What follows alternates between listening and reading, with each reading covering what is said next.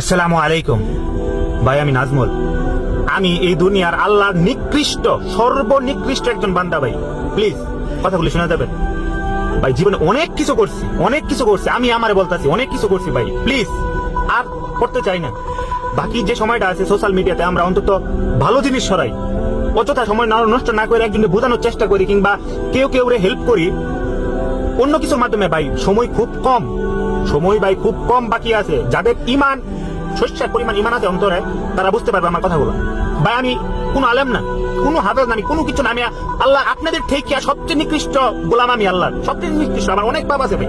Just খালি এইটুক বলার জন্য আসছি সোশ্যাল মিডিয়াতে ভাই গান বাজনা এগুলা টোটালি বন্ধ করে দেন ভাই প্লিজ।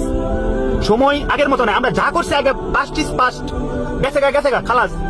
এই ভবিষ্যতের জন্য প্লিজ ভাই দয়া করে সোশ্যাল মিডিয়াতে কেউ গান বাজনা এইসব করবেন। যা যতটুকু নিজে সম্ভব হয় হাদিস ছাড়েন, কোরআন তেলাওয়াত ছাড়েন, একজনকে বোঝানোর চেষ্টা করেন যাতে মানুষ আগ্রহ হয়ে সামনের দিকে ধাবিত হয়। ভাই অবস্থা খুব খারাপ পৃথিবীর। যদি চিন্তা করেন ভাই, একমাত্র ইরান বাদে, বাংলাদেশ বাদে, মালয়েশিয়া, সিঙ্গাপুর, হাতে গোনা 4-5টা কান্ট্রি, মুসলমান কান্ট্রি বাদে সব কান্ট্রির দিকে যদি আপনি একটু ঠান্ডা মাথায় চিন্তা করেন ভাই, শেষ। ওরা জেনোসাইড করতেছে আমাদের সাথে, বোঝার চেষ্টা করেন ভাই জেনোসাইড। আমরা মুসলমান। এই ভারতের অবস্থাটাই একটু কল্পনা করেন না। আর ভারতের অবস্থা বাদ দেন, আমাদের রোহিঙ্গাদের অবস্থা একটু কল্পনা করেন। যেগুলো মুসলিম রোহিঙ্গা আছে এইখানে পর্যন্ত আরাকান আর্মিরা প্রতিদিন আমাদের বোনের মতো অনেক মেয়েরে ধরে নিয়ে গিয়া ওরা ধর্ষণ করতেছে, অপহরণ, অনেক কিছু করতেছে ভাই। আমরা জানিও না। আমাদের উপর যতক্ষণ পর্যন্ত না পড়বে ততক্ষণ ওই ফিল্ড আমরা পাবো না ভাই। বুঝার চেষ্টা করেন।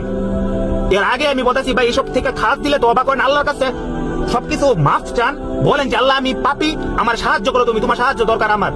কোন লড়তে পারবেন না ভাই। সামনে যে ভয়ঙ্কর দিন আমাদের জন্য অপেক্ষা করতেছে সেটা বলার কোনো রাস্তা নাই ভাই। ঠিক আছে, একে তো করি না, নষ্ট তো হয়ে গেছে ইমান সবকিছু, কিন্তু এইসব ছোট যেগুলো ভালো কাজ আমরা অন্তত এগুলা করি যাতে আল্লাহ আমাদের সামনে একটা এক্সকিউজও যদি খাড়া করতে পারি যে আল্লাহ আমি তো ওদের পক্ষে, মুসলিমের পক্ষে কথা কইছিলাম, এই জন্য কি আমার জাহান্নামের আগুন থেকে বাঁচানো যায় না? এইটুকু অন্তত কইতে পারবেন। যেহেতু নামাজ পড়ি না আমরা, খালাস নামাজের হিসাব বাদ দেন, কিন্তু একটা ভালো কাজের বিনিময়ে তো আপনি একটা অপশন রাখবেন ভাই, নাকি মুসলমান হিসেবে?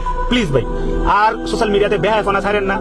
যারা ছাড়ে তাদের বুঝান, নিজে ভালো চলেন, অন্যদেরকে চেষ্টা করেন আনার জন্য, এগুলা বুঝানোর জন্য। ঠিক আছে, হাদিস ছাড়েন যাতে সবাই একত্রিত হয়, সামনে কিভাবে চলতে হবে আমাদের এগুলা বুঝে।